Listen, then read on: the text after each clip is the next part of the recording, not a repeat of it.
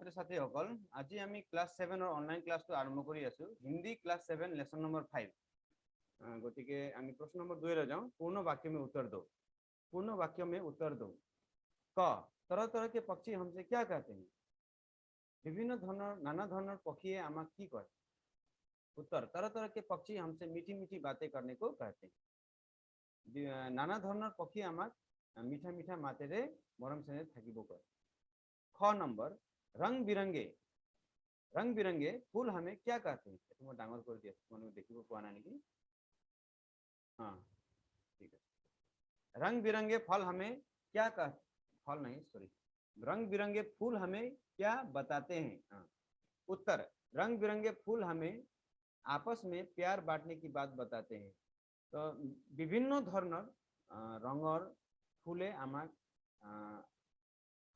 নিজৰ লগত আনৰ লগত মৰম চেনেৰে থাকিব কাৰণে কয় ग हमारे लिए भौरों का संदेश क्या है আমাৰ কাৰণে ভমৰা হেতৰ কি সন্দেশ কি ক'বলৈ বিচাৰে ভমৰা হেতৰ কি ক'বলৈ বিচাৰে उत्तर हमारे लिए भौरों का संदेश सबको गले लगाने का है तो আমাৰ কাৰণে ভমৰ বিলাকে আমাক হেতুৱে শিকায় যে সকলো লগত আমি গল মিলি থাকিব লাগে তাৰ মানে আমি সকলো লগত এক লগ হৈ থাকিব লাগে কাৰো লগত আমি হিংসা ভাৱ ৰাখিব নালাগে কাৰো লগত আমি বেয়া ভাৱ ৰাখিব নালাগে সকলো আমি ভাৰত দেশৰ যিমান নাগৰিক আমি সকলো একেই ঘ बढ़ती हुई नदियां हमें कौन सा उपदेश देती है हाँ আমি বই থকা নদীবোৰে আমাক কি উপদেশ দিয়ে उत्तर बढ़ती हुई नदियां हमें जीवन में निरंतर आगे बढ़ते रहने का उपदेश देती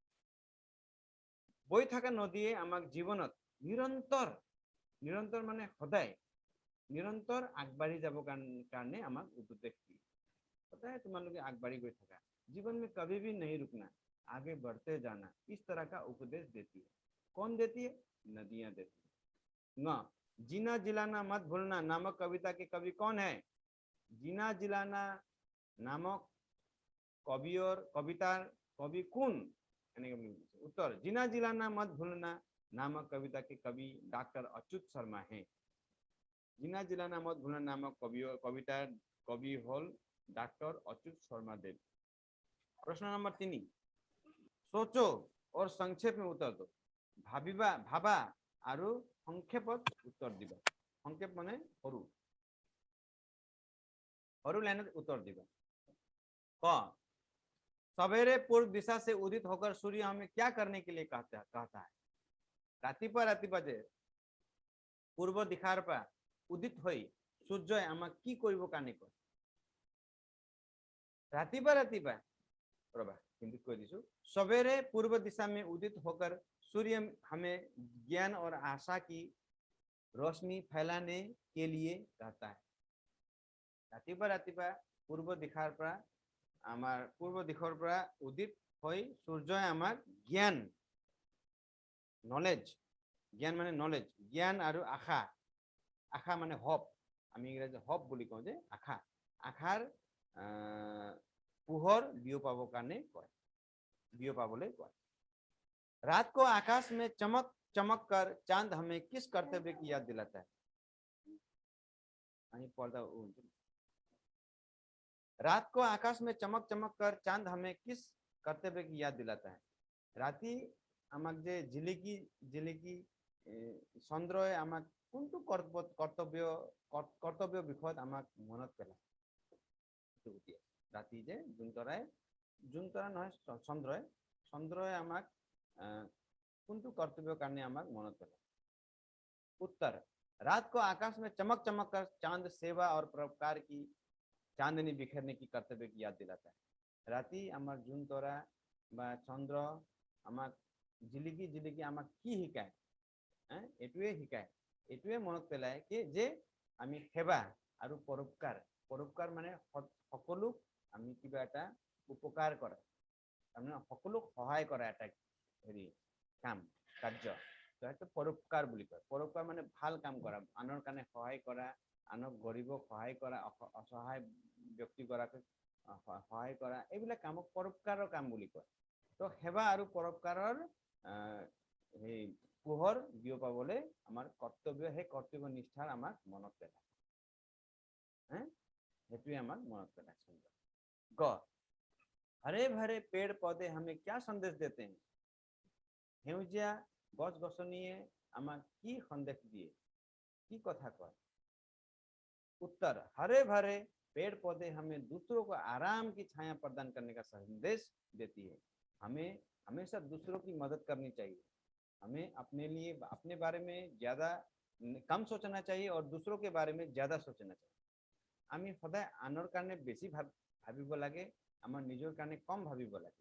আৰু যেনেকৈ গছ গছনিয়ে যেনেকৈ সবকে ছাঁ প্ৰদান কৰে, ঠিক তেনেদৰে আমিও মানুহক ছাঁ প্ৰদান কৰিব লাগে। ছাঁ প্ৰদানটো আমি ছাঁ প্ৰদান কৰিব নোৱাৰিম, আমি কি কৰিম, আমি সহায় কৰিব পাৰিম, মানুহক সহায় দিব পাৰিম যিমান পাৰোঁ, সেইটো চেষ্টা থাকিব লাগে। আৰু তোমালোকৰ সৰু ল'ৰা ছোৱালী যে এতিয়া পঢ়ি আছা, তোমালোকৰ এটাই চেষ্টা হ'ব লাগে যে মই পঢ়ি পেলাই ডাঙৰ মানুহ হ'ম আৰু মানুহক মই সেৱা কৰিম। সেইটোৱে এটা লক্ষ্য হ'ব থাকিব লাগে জীৱন। घ बहती हुई हवाएं हमें क्या करने को कहती है? उत्तर बहती हुई हवाएं हमें दूसरों को जीवन देने को कहती है। বৈ থকা বতাহবোৰে আমাক কি কয়, কি শিকায়? বৈ থকা বতাহবোৰে আমাক আনৰ জীৱনক জীৱন দিবৰ কাৰণে আমাক আনক জীৱন দিবৰ কাৰণে আমাক বৈ থকা বতাহবোৰে আমাক সেইটোৱে শিকায়। বতাহে কেনেকৈ আমাক, আমি যে প্ৰত্যেক ছেকেণ্ড আমি যে বতাহ লৈ আছো, উশাহ লৈ আছো, এনেকৈ উশাহ লৈ আছো, উশাহ এৰি আছো প্ৰত্যেক ছেকেণ্ড, হয় নে নহয়? তাৰমানে এইটো উশাহ লৈ আমি জীয়াই আছো। যদি এক ছেকেণ্ড এক মিনিটো যদি আমি উশাহ ল'ব নোৱাৰো, তেতিয়া আমি জীয়াই থাকিবৰ কাৰণে সক্ষম নহয়। গতিকে সেইটোৱে আমাক শিক্ষা দিয়ে বতাহে, যে আনৰ জীৱনত আমি আনক জীৱন দিব পাৰোঁ, জীৱন প্ৰদান কৰিব পাৰোঁ, এনেকৈ আমি সক্ষম হ'ব লাগে। সেইকাৰণেতো কৈছোঁ, তোমালোকে যে পঢ়া শুনা কৰি ভাল তোমালোকে ডাঙৰ হ'বা, ডক্টৰ হ'বা বা তেনেকুৱা চাইণ্টিষ্ট হ'বা, বৈজ্ঞানিক হ'বা, আনক জীৱন দিবা। যেনেকৈ ডাঙৰ ডাঙৰ চাইণ্টিষ্টগৰাকীয়ে কেনেকৈ ডাঙৰ ডাঙৰ বস্তু হেৰি কৰি আৱিষ্কাৰ কৰি কেনেকৈ মানুহৰ জীৱনত এটা পোহৰ আনিলে, মানুহৰ সহায় কৰিলে, কেনেকৈ কৰিলে পঢ়া শুনা কৰি। ঠিক তেনেদৰে তোমালোকে পঢ়া শুনা কৰি ডাঙৰ হৈ তোমালোকে কিবা এটা মানুহক কিবা এটা সেৱা প্ৰদান কৰিবৰ কাৰণে চেষ্টা কৰিবা। তাৰপিছত নেক্সট প্ৰশ্নলৈ যাম আমি। প্ৰশ্ন নম্বৰ 4, নিম্নলিখিত पंक्तियों का सरल अर्थ लिखो। চোৱা, এনেকুৱা প্ৰশ্ন আহে তোমালোকে যেতিয়াও তোমালোকে কবিতা এটা পাঠ থাকে, কবিতাত তোমালোকৰ এনেকুৱা ধৰণৰ তোমালোকে প্ৰশ্ন থাকে, তোমালোকে সেইটো প্ৰশ্নটো সদায় তোমালোকে চাবা যে কেনেকৈ কৰিব লাগে। তোমালোকে এনেকৈ কৰিব লাগে। कहती प्रकृति आए विपत्ति, हंसना हंसाना मत भूलना, चले गोलियां फटे गोले, जीना जिलाना मत भूलना। এই 4টা पंक्ति দিয়া আছে আমাৰ কবিতা মাজৰ পৰা দিয়া আছে। ইয়াত তোমালোকে কি কৰিব লাগে? इन पंक्तियों का अर्थ है, ইয়াত অৰ্থ দিয়া আছে। प्रकृति हमें यही संदेश देती है कि जीवन में भले ही जितना भी आपदाएं आए, हम स्वयं हंसना और दूसरों को भी हंसाना ना भूलें। আমাৰ জীৱনত বহুত বিপদ আহিব পাৰে, কিন্তু আমি হাঁহিবলৈ কেতিয়াও পাহৰি যাব নালাগে। আমি সদায় হাঁহি থাকিব লাগে আৰু আনকো হহাই থাকিব লাগে। এনেকুৱা এটা প্ৰয়াস আমাৰ হ'ব লাগে সদায়। ঠিক আছে, তো সেইটো হ'ল তোমালোকৰ অৰ্থ। সেইটো হ'ল তোমালোকৰ অৰ্থ। তোমালোকক ইয়াত উত্তৰ লিখি দিব লাগিছিলে, এইখিনি তোমালোক উত্তৰ হ'ব লাগিছিলে দেই। উত্তৰখিনি লিখা নাই, উত্তৰ বুলি লিখি দিয়া নাই। এই উত্তৰখিনি ইয়াতে উত্তৰ বুলি লিখিব লাগিছিলে ইয়াত, গতিকে ইয়াত এটা মিষ্টেক হৈছে, তোমালোকে শুধাই ল'বা। তো এইটো প্ৰশ্নৰ উত্তৰ সেইটোৱে হ'ল। मैं आपको पढ़ी होने दिया सो जो तुम्हारा डाउट हो से। इन पंक्तियों का अर्थ है, प्रकृति हमें यही संदेश देती है कि जीवन में भले ही जितना ही आपदाएं आए, हम स्वयं हंसना और दूसरों को भी हंसाना ना भूलें। तो हेतु प्रश्न हेतु उत्तर हल। তাৰপিছত 5 নম্বৰ প্ৰশ্নলৈ আগবাঢ়ো। জিনা জিলানা মত ভুলনা কবিতা का मूल भाव स्पष्ट करो। জিনা জিলানা মত ভুলনা এই কবিতাৰ মূল ভাৱ কি আছিল, মানে মূল উদ্দেশ্য কি আছিল, কি ক'ব বিচাৰিছে, সেইটোৱে এই মূল ভাৱটো কি, সেইটোৱে তোমালোকে ক'ব লাগে। এতিয়া এই এনে ধৰণৰ প্ৰশ্নকেইটাৰ উত্তৰ সদায় তোমালোকে দীঘলীয়া কৰি লিখিব চেষ্টা কৰিবা, কাৰণ মূল ভাৱ বুলি কৈ আছে। মূল উদ্দেশ্যটো কি, এই কবিতা। এই কবিতাৰ উদ্দেশ্য লিখিব গ'লে এতিয়া তুমি এক লাইনত লিখিব নোৱাৰা, গতিকে তোমালোকে স্পষ্ট ৰূপে তোমালোকে ভালকে মূল ভাৱটো বুজাব লাগিব। কেনেকৈ বুজাবা চোৱা, এতিয়া তোমালোকে উদাহৰণস্বৰূপে মই তোমালোকক দেখাই দি আছো।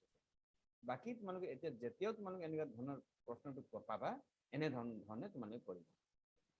जीना जिलाना मत भूलना, मूल भाव जीना जिलाना मत भूलना शीर्षक कविता में कवि डॉक्टर अच्युत शर्मा जी ने यही कहना चाहा है कि प्रकृति के भिन्न भिन्न प्रकार उपकरण से भरा हुआ है और हम इस दुनिया में अपने कर्तव्य की याद दिखती है। सूर्य हमें ज्ञान और आशा की रोशनी फैलाने के लिए कहता है, दूसरी तरफ से चांद सेवा और परोपकार की चांदनी बिखरने की बात करता है। हरे भरे पेड़ पौधे से हमें दूसरों को आराम की छाया प्रदान करने का संदेश देते हैं। चिड़िया मनुष्य को मीठी मीठी आवाज से बातें करने का उपदेश देती है। बाग में खिले फूल हमें आपस में प्यार बांटने की बात बताते हैं। भौरे सबको गले लगाने को कहते हैं। धरा पर बहती नदियां हमें जीवन में निरंतर आगे बढ़ने का संदेश देती है। तो हवाएं दूसरों को जीवन देने की बात करती है। प्रकृति हमें यही संदेश देती है कि जीवन में जितना भी विपत्ति क्यों ना आए, हम स्वयं हंसना और दूसरों को हंसाना का भूले हो गए तो हंसाना ना भूले हो लगे केटामान तात मिस्टेक होइছে तो का तो तुम्हारे काटी दिबा और ना बोले लिखिबा। हंसाना ना भूले। प्रकृति हमसे कहती है कि जीवन में जितना ही संकट आए अपने भी जिए और दूसरों को भी जीने में मदद करें। तो हेतु हल तुम्हारे मूल भाव जीना जिनाना मत भूलना এই শীৰ্ষকটো কবিতা ডাক্তৰ অচ্যুত শৰ্মা দেৱে হেতু ক'বলৈ বিচাৰিছে যে প্ৰাকৃতিৰ ভিন্ন ভিন্ন উপকৰণ থাকে। প্ৰাকৃতি আমাৰ ভিন্ন ভিন্ন উপকৰণ আছে। এই ভিন্ন ভিন্ন উপকৰণে আমাক ভিন্ন ভিন্ন প্ৰকাৰেৰে আমাৰ ভিন্ন ভিন্ন কৰ্তব্যৰ আমাক মনত পেলাই থাকে। আমাৰ জীৱনত কি কি কৰ্তব্য আছে?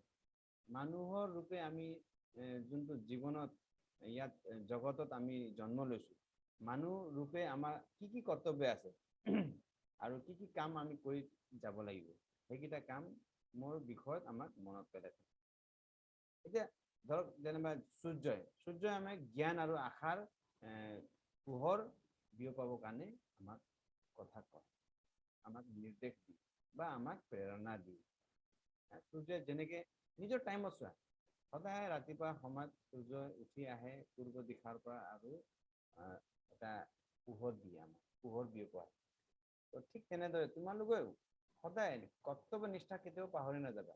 নিজৰ সময়ত স্কুল যাবা, নিজৰ সময়ত স্কুলৰ পৰা আহিবা, এনেকৈ কৰি নিজৰ কৰ্তব্যটো কৰি যাবা আৰু নিজৰ যোনটো পঢ়া শুনা যি কৰ্তব্য আছে, ঘৰৰ কাম পঢ়া শুনা যি কাম আছে সেইকেইটা তোমালোকে কৰি যাবা। কেতিয়াও নিজকে এইবিলাক কৰ্তব্য বা নিজৰ কৰ্তব্য বা বিমুখ নহবা। दूसरी तरफ से चांद सेवा और तार पिছত चंद्रए आमक सेवा और परोपकाৰৰ পোহৰ বিয়পাবৰ কাৰণে শিকায়। আমাক শিকায় যে সদায় মানুহক তোমাৰ সেৱাৰ এটা ভাৱ ৰাখিবা মনত, সদায় মানুহক সেৱা কৰিবা। যিকোনো মানুহক, কোনো ধৰ্ম নাচাবা, কোনো জাতি নাচাবা, সদায় মানুহে বুলি ভাবিবা। মানৱতাৰ এটা জ্ঞান আমাক প্ৰদান কৰে। এতিয়া ঠিক তেনেদৰে সেউজীয়া গছ গছনিয়ে আমাক কি শিকায়? সেউজীয়া গছ গছনি আমাক শিকায় যে আৰামৰ ছাঁ প্ৰদান কৰিব লাগে। সকলোকে আমি আনক ছাঁ প্ৰদান কৰিব লাগে, মানে সহায় কৰিব লাগে।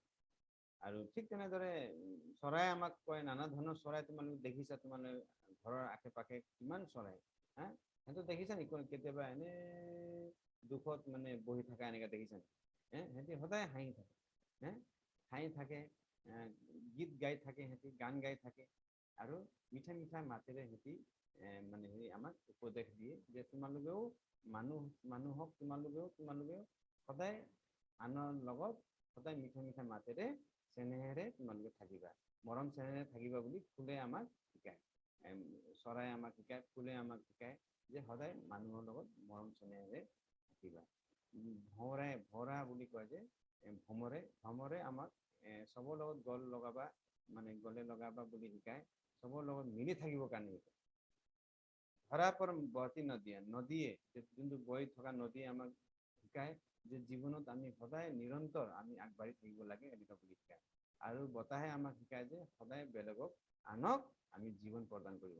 প্ৰাকৃতিৰ এই সন্দেশ যোনটো আমাক প্ৰকৃতিয়ে যোনটো আমাক সন্দেশ দিয়ে, এনেকুৱা সেই সন্দেহ আমাক সেইটোৱে দিয়ে যে আমি আমাৰ জীৱনত যিমানো বিপদ আহে কিয়নো যিমান বিপদ আহিলেও আমি সদায় হাঁহি থাকিব লাগে আৰু আনকো হাঁহি প্ৰাকৃতিৰ এই বিভিন্ন উপকৰণে আমাক সেই বস্তুৱে শিকায় আৰু শিকায় যে জীৱনত যিমানো কষ্ট আহিলেও যিমান বিপদ হ'লেও যিমান কষ্ট হ'লেও আমি জীয়াই থাকিবৰ কাৰণে পাহৰি যাব নালাগে আৰু আনকো জীয়াই থাকিবৰ কাৰণে আমি চেষ্টা কৰিব লাগে সেইটোৱে আমাৰ সেই মূল ভাৱ আছিলে এই কবিতাটোৰ গতিকে তোমালোকে মই আশা কৰিছো তোমালোকে অলপ হ'লেও বুজি পাইছা ঠিক আছে আমি ইয়াতে সামৰো